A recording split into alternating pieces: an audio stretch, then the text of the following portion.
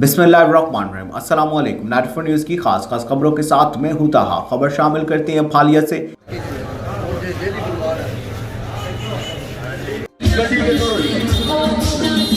फालिया सूबाई असम्बली के आम इलेक्शन में कागजात नामजदगी दाखिल करवाने के आखिरी दिन हल्का PP 66 में गहमा गहमी अरूज पर।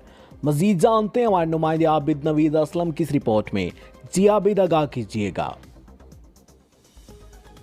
2 दिनों की खामोशी के बाद उम्मीदवारान ने खामोशी तोड़ते हुए तीसरे और आखिरी दिन अपने कागजात नामजदगी जमा करवाने के लिए अपने अपने सपोर्टरान के साथ रैलियों की शक्ल में तहसील ऑफिस पहुंचे, जिसमें तहरीक लब्बैक, पाकिस्तान मुस्लिम लीग नून, तहरीक इंसाफ, जमात इस्लामी, अवामी इत्तेहाद, अवामी तहरीक और पाकिस्तान पीपल्स पार्टी के कायदीन नुमाया रहे।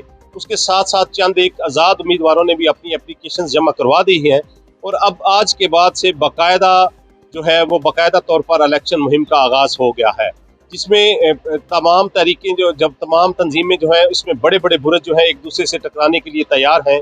और अब देखते हैं कि इलेक्शन के माहौल में कामयाबी किसका मुकद्दर बनेगी।